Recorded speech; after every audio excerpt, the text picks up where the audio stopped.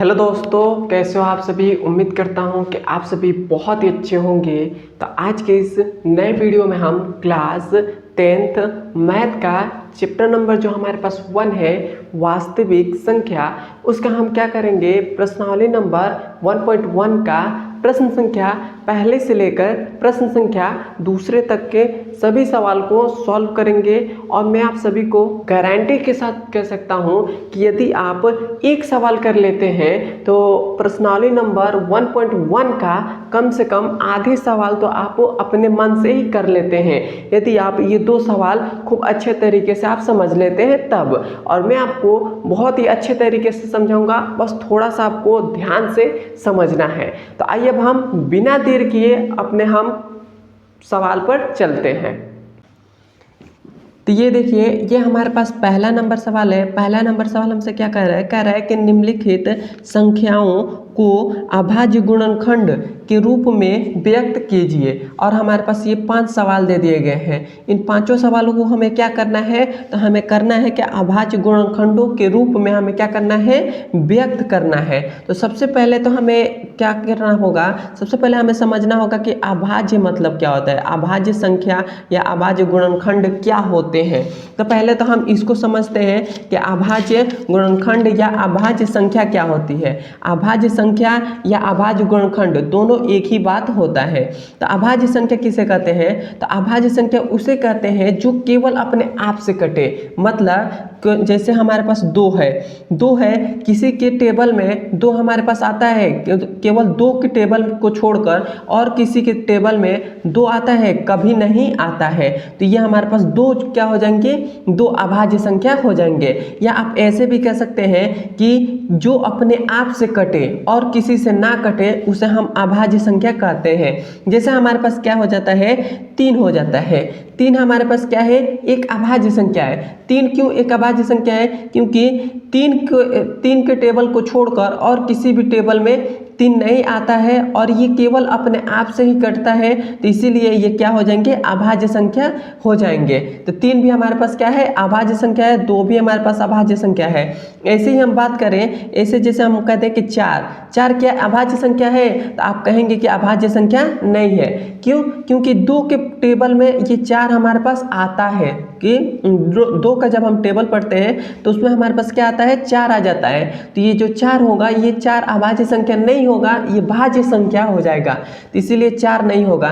5 की बात करें हम, तो 5 हमारे पास क्या है, एक अभाज्य संख्या है। क्यों, क्योंकि 5 के टेबल के अलावा और किसी के टेबल में नहीं आता है और 5 जो है ये केवल अपने आप से ही कटता है। तो मैं आशा करता हूं कि आपको ये अभाज्य संख्या समझ में आ गया होगा कि अभाज्य संख्या कैसे करना है। अब हमें कह रहा है कि इसका गुणनखंड, तो इसका गुणनखंड कैसे करेंगे। तो सबसे पहले तो ये जो हमारे पास 140 है, इसका आप बहुत ही आसानी तरीके से कर लेंगे। मैं इस दूसरे आलेख को बता दे रहा हूँ। तो देखिए इसका अभाज्य संख्या कैसे करेंगे। तो सबसे पहले आपको गुणनखंड करना है, अभाज्य गुणनखंड। तो आपको ऐसे 2 लाइन ऐसे कर लेना है, पहले ऐसे कर लेंगे और यहाँ पर हमारे पास क्या है, 156 है, तो 156 लिख दीजिएगा। अभी मैंने बताया कि अभाज्य गुणनखंड करना है। तो सबसे पहले अभाज्य सबसे छोटी संख्या कौन सी होती है अभाज्य संख्या में, तो 2 होती है। तो सबसे पहले इसे हम 2 से कटाएंगे। तो जब हम 2 से कटाएंगे तो कितनी बार में कटेगा, तो ये हमारे पास 78 बार में कट जाएगा। कितनी बार में कटेगा, 78 बार में। कैसे कटा कि 2 सत्ते 14 हो गया, बचा 1, मतलब 15 में से 14 चला गया, तो 1 बचा, 1 जाकर इसमें जुड़ा, तो ये हो गया 16। तो 2 8 क्या हो गया, 16 हो गया। क्लियर है यहाँ तक। अब देखिए, अब हमारे पास फिर से क्या आ गया है, 78 आ गया है। तो अब हम फिर से इसको क्या करेंगे, अब हम 2 से कटाएंगे, देखेंगे कि 2 से कट रहा है कि नहीं कट रहा है। यदि कटेगा तो हम कटाएंगे, नहीं कटेगा तो छोड़ देंगे, मतलब अगले अगले संख्या से कटाएंगे। तो ये हमारे पास 78 है, ये 2 से कट जाएगा। तो इसे हम 2 से कटाते हैं तो ये कितनी बार में कटेगा, 93 बार में कटेगा, 33 बार में, 39 बार में कट जाएगा। तो हमारे पास ये कितना आ गया, 39 आ गया। अब हमारे पास ये जो 39 आया है, ये क्या फिर से अब 2 से कटेगा, कभी नहीं कटेगा। क्यों? क्योंकि अब ये 2 से कटाएंगे तो ये हमारे पास नहीं कटेगा, तब ये किस चीज़ से कटेगा, तो इसके अगले वाले संख्या को देखते हैं। तो 2 के बाद हमारे पास अभाज्य संख्या क्या आती है, 3 आती है, तो हम 3 से इसे कटाएंगे। तो 3 हमारे पास क्या हो जाएगा, 3 एकड़ 3 और 3 तिरिका 9, तो ये हमारे पास आ गया 13। 13 अब हमारे पास आ गया। अब क्या है, 13 ये अपने आप से कटे, मतलब 13 है ये 3 से कटेगा, कभी नहीं कटेगा। तो ये किस चीज़ से कटेगा, 13 जो है एक अभाज्य संख्या है, केवल अपने आप से ही कटता है, और ये जब अपने आप से कटता है तो ये केवल अपने आप से ही कटेगा। तो 13 एकड़ 13, तो ये हमारे पास क्या आ गया, तो यहाँ पर हम लिख देंगे कि 156 जो हमारे पास है, 156 का अभाज्य गुणनखंड क्या आया है, 2 गुणे 3 गुणे 13, और ये जो हमारे पास आ गया है यही हमारा राइट आंसर हो जाएगा।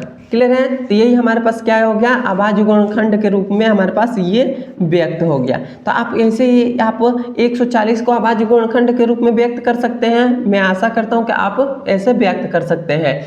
अब हमें इन 2 सवालों को आपको होमवर्क में दे रहा हूं, मतलब ये एक तो ये दे दिया और ये 3 सवाल दे दिया, और मैं एक ये सवाल कर दे रहा हूँ क्योंकि ये थोड़ा सा आपको भारी लगेगा, इसलिए मैं इस सवाल को कर दे रहा हूँ। तो देखिए ये हमारे पास क्या है, ये हमारे पास है 7429 है, ये हमारे पास है।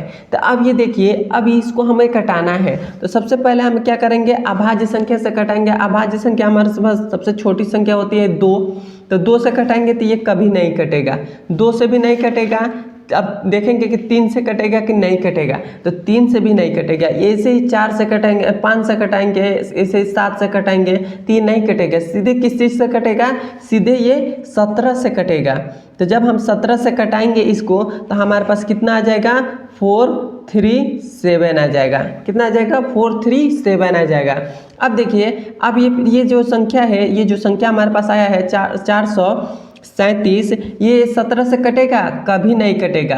तो अब ये किस चीज़ से कटेगा, तो 17 के बाद क्या आता है, अभाज्य संख्या में 19 आता है। तो अब हम इसको कटाएंगे 19 से, तो ये हमारे पास 19 से कट जाएगा। 19 से कितने बार में कटेगा, 19 से ये हमारे पास 23 बार में, 23 बार में कट जाएगा। तो 23 बार में कट जाएगा। अब हमारे पास 23 आया है, ये भी एक अभाज्य संख्या है, तो केवल ये अपने आप से कटेगा। तो 23 1 जा 23 हो जाएगा। तो ये भी हमारे पास हो गया। तो इसको आप क्या ऐसे लिख सकते हैं, यहाँ पर लिख देंगे, यहाँ पर हमारे पास क्या है 7429। इसका अभाज्य गुणनखंड क्या आया है, 17 गुणे 19 गुणे 23, और यही हमारा क्या हो जाएगा, आंसर हो जाएगा। तो ये हमारे पास ऐसे भी होता है। तो आप, मैं आशा करता हूं कि आपको पहला नंबर सवाल समझ में आ गया होगा। ये 3 सवाल मैं दे रहा हूं, आप होमवर्क में करिएगा, क्योंकि ये तीनों सवाल बहुत ही आसान है। अब हम चलते हैं इसके दूसरे नंबर सवाल पर। तो ये देखिए, ये हमारे पास दूसरा नंबर सवाल है। देखिए दूसरा नंबर सवाल हमसे क्या कह रहा है, कह रहा है कि पूर्णांकों के निम्नलिखित युग्मों के HCF ज्ञात कीजिए तथा इसकी जांच कीजिए कि दोनों संख्याओं का गुणनफल HCF गुणे LCM है। यहाँ पर ये थोड़ा सा मिस्टेक हो गया है सवाल, यहाँ पर HCF और यहाँ पर देगा और LCM ज्ञात कीजिए। उसके बाद कहेगा कि जांच कीजिए कि दो संख्याओं का गुणनफल HCF गुणे LCM है कि नहीं है।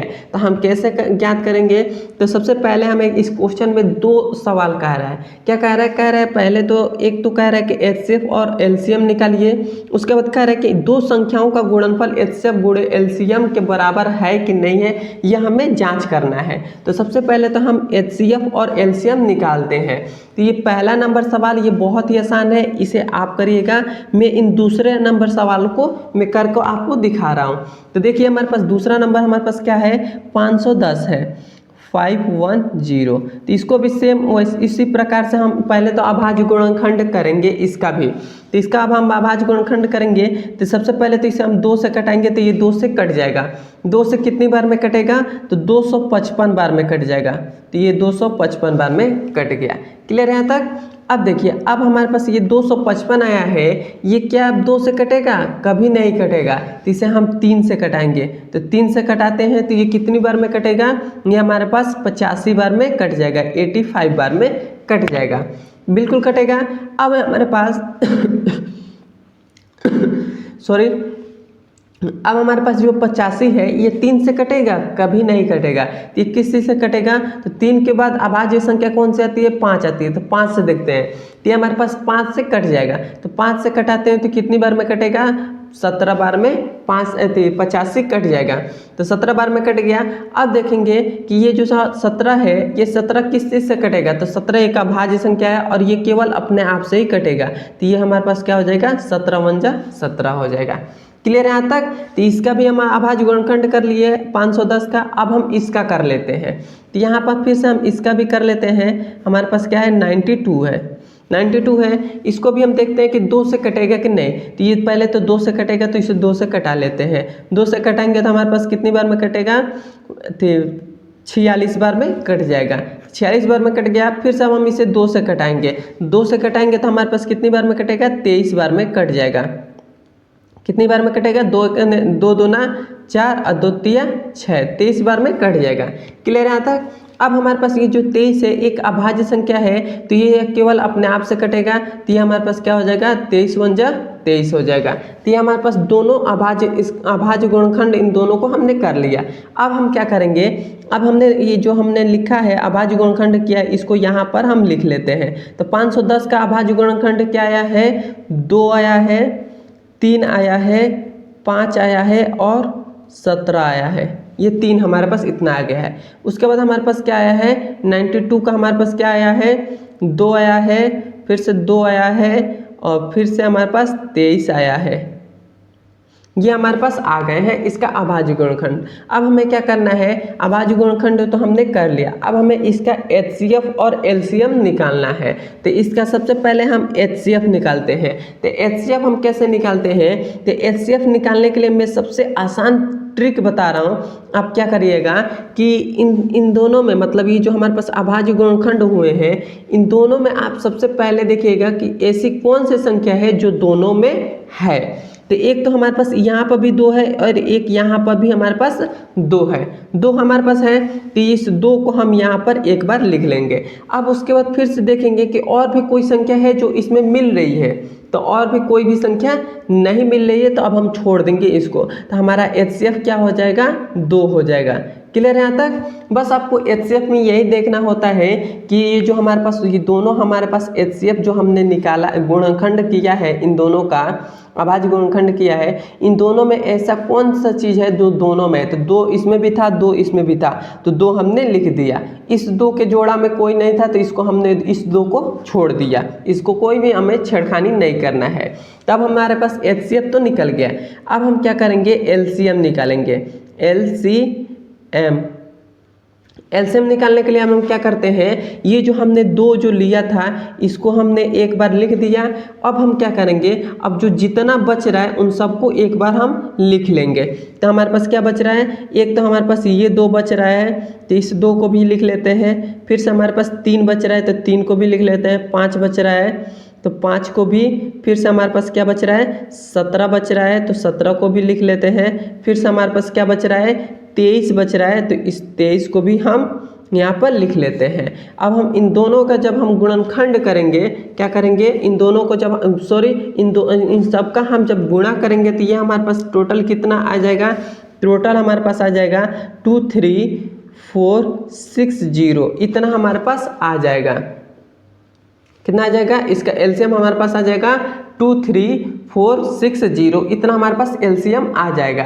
तो अब हमारे पास इसका तो HCF और LCM ज्ञात हो गया। हमें कहा था क्वेश्चन में कि HCF और LCM ज्ञात करिए, तो हमने HCF और LCM ज्ञात कर लिया। अब हमें क्या कह रहा है? कह रहा है कि जांच कीजिए। हमें क्या कर रहा है? कह रहा है कि जांच कीजिए कि 2 संख्याओं का गुणनफल, मतलब ये जो हमारे पास ये जो दिए गए हैं, ये 510 और 92 हमारे पास दिए गए हैं, इन दोनों का गुणनफल ये HCF गुणे LCM के बराबर आ रहा है कि नहीं आ रहा है, ये हमें जांच करना है। तो हमारे पास 2 संख्याओं का गुणनफल मतलब इन दोनों का गुणनफल। तो 500 हमारे पास क्या है? 10 है, तो 510 हो गया। और गुणनफल तो गुणा कर देंगे और 92 है हमारे पास है तो 92 हो गया। अब बराबर हमें क्या करना है, HCF गुणे LCM। तो HCF हमारे पास क्या आया है, 2 आया है तो 2 हो गया, और गुणे LCM हमारे पास कितना आया है 23460, इतना हमारे पास आ गया है। तो जब हम इन दोनों का जब हम गुणा करेंगे तो ये हमारे पास 46920 आ जाएगा, और इसका भी हम जब गुणा करेंगे तो ये भी हमारे पास 46920 आ जाएगा। और यही हमारा LCM मतलब ये हमारा जांच हो गया। और ये जो हमारे पास दोनों बराबर आ गए हैं तो ये हमारे पास आंसर इसका राइट है, और ये हमारा आंसर हो जाएगा। तो मैं आशा करता हूँ कि आपको ये समझ में आ गया होगा। और ये 2 सवाल जो बच रहे हैं ये आप होमवर्क में करिएगा। मैं आपको केवल आपको रास्ता दिखा रहा हूँ, मैं आपको केवल सवाल को समझा दे रहा हूँ। आप अच्छे तरीके से आप समझ लेंगे तो आपको ये दोनों सवाल बहुत ही आसानी तरीके से आप लगा सकते हैं। तो आज की वीडियो में इतना ही। अब हम कल इसके अगले नंबर सवाल को पढ़ेंगे।